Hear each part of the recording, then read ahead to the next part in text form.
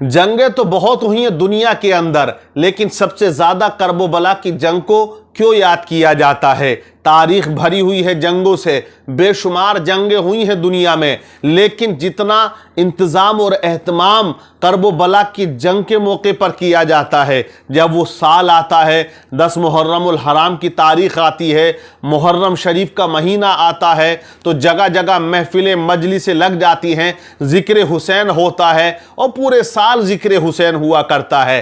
تو جتنا امام حسین کی شہادت کو یاد کیا جاتا ہے، اتنا اور کسی جنگ کو یاد نہیں کیا جاتا ہے۔ کیا دنیا میں اور کوئی حادثے نہیں ہوئے ہیں؟ ہوئے ہیں، بڑے بڑے حادثے دنیا کے اندر گزرے ہیں۔ آپ تاریخ کا چیپٹر پڑھ کے دیکھیے گا، آپ تاریخ پڑھیں بغداد شریف کی۔ بغداد شریف وہ شہر تھا جو مسلمانوں کا مرکز کہلاتا تھا، وہاں 12 لاکھ سے زیادہ مسلمان بسے ہوئے تھے، لیکن جب ہلاکو خان نے بغداد پہ حملہ کیا تو خلافت عباسیہ کا ایک حاکم معتصم باللہ وہ حکومت کیا کرتا ہے، خلافت اسی کے ہاتھ میں ہے اور راجدھانی کہلاتا ہے بغداد۔ لیکن جب ہلاکو خان حملہ کرتا ہے تو تاریخ بتاتی ہے 10 لاکھ مسلمانوں کو اس نے قتل کر دیا، یعنی 10 لاکھ مسلمانوں کا خون اس نے بہا دیا۔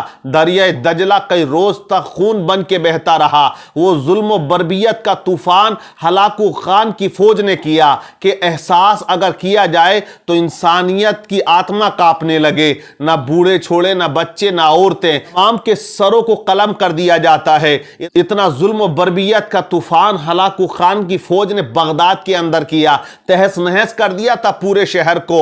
اتنا دردناک حادثہ کہ تمام جو کتابیں مسلمانوں کی تھیں، کتب خانے بھرے ہوئے تھے، ان تمام کتب خانوں کی کتابوں کو دریائے دجلہ کے اندر ڈال دیا۔ کئی روز تک تو لال پانی بہتا رہا، لیکن کچھ دن کے بعد وہ پانی پھر کالا ہو جاتا ہے، کیونکہ جو سیاہی کتابوں کی تھی وہ تمام بہہ جاتی ہے اسی دریائے دجلہ کے اندر۔ یہ بڑا دردناک حادثہ تھا، لیکن آپ بتائیے کتنے لوگوں کو اس واقعے کی خبر ہے، یا کون ان کو یاد کرتا ہے، یا اس حادثے کے بارے میں کوئی مجلس لگاتا ہے، ذکر کرتا ہے؟ لوگ بھول جاتے ہیں، کیونکہ یہ واقعہ بھی تاریخ کے چند پنوں میں سمٹ کے رہ گیا اور لوگوں نے اس واقعے کو، اس حادثے کو بھلا دیا۔ اور تاریخ پڑھیں آپ اندلس کی، جسے ہم اسپین کہتے ہیں۔ جب اسپین پر عیسائیوں نے حملہ کیا تو 4000 مسلمان بچوں کو ایک میدان میں کھڑا کر دیا جاتا ہے اور ان کے سروں پر گھوڑوں کو دوڑا دیا جاتا ہے،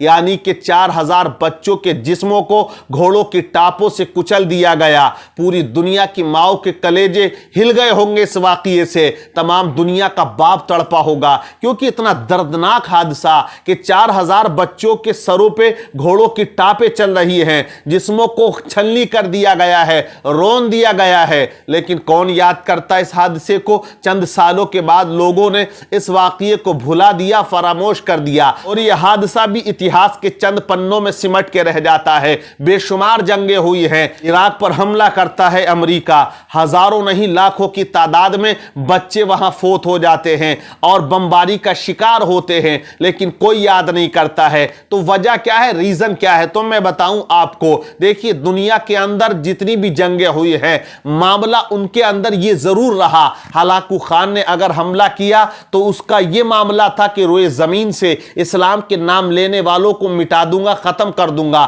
اور ایک اپنی طاقت کا اظہار کروں گا۔ مطلب یہ ہے دنیا میں جو جنگیں ہوئی ہیں وہ یا تو طاقت دکھانے کی بنیاد پر، یا حکومت کو حاصل کرنے کے لیے، یا حکومت بچانے کے لیے، یا انسان اپنی پاور کا لوہا منوانے کے لیے، بہت سی جنگیں اسی نوعیتوں کی ہوا کرتی ہیں۔ لیکن کرب و بلا کی جنگ جو ہے وہ امام حسین نے جب لڑی ہے تو وہ دولت کے لیے نہیں، شہرت کے لیے نہیں، اپنے بیوی بچوں کو بچانے کے لیے نہیں، یا حکومت کو حاصل کرنے کے لیے نہیں، بلکہ کرب و بلا کے اندر حسین اگر ڈٹ گئے ہیں تو وہ اس لیے تاکہ قرآن کی حفاظت ہو جائے، شریعت مصطفیٰ کی حفاظت ہو جائے اور اسلام کی حفاظت ہو جائے۔ تو کرب و بلا میں حسین اسلام کو بچانے گئے تھے، تو جب اسلام کو حسین نے کربلا میں بچا لیا ہے تو جب تک اسلام رہے گا اس وقت تک حسین کا نام رہے گا۔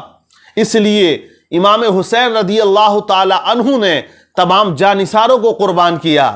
اب لوگ یہاں پر ایک سوال بھی کرتے ہیں کہ وہ حسین جو کرب و بلا کے اندر अपने 6 महीने के बच्चे नन्हे अली असगर को न बचा सके, जो इमाम हुसैन करबला में अपने जवान बेटे अली अकबर को न बचा सके, जो जवान भतीजे कासिम को न बचा सके, जो अपने छोटे छोटे भांजे ओनो मोहम्मद को न बचा सके, वो तुम्हें क्या बचाएंगे। आजकल ऐसे भी कुछ मुखालिफीन जो है ये सवाल किया करते हैं और भोले भाले मुसलमानों के ईमान को लूटने की कोशिश किया करते हैं। वो कहते करबला में हुसैन ने अपना परिवार ना बचाया, तुम्हें क्या बचाएंगे। तो ये याद रखिए और आपको मैं बता देता हूं, करबला में हुसैन ने कहीं पर भी ये जुमला नहीं कहा कि ऐ मौला मेरे बेटे को बचा, मेरे भांजों को बचा। नहीं, करबला में हुसैन बेटे और भांजों को बचाने नहीं गए थे, बल्कि करबला में हुसैन जिसे बचाने गए थे, करबला में हुसैन ने उसे बचाया है। ना वो अली असगर है, ना अली अकबर है, ना कासिम है, ना अब्बास है, ना ओनो मोहम्मद है। करबला में हुसैन इस्लाम को बचाने गए थे और करबला में हुसैन ने इस्लाम को बचाया है।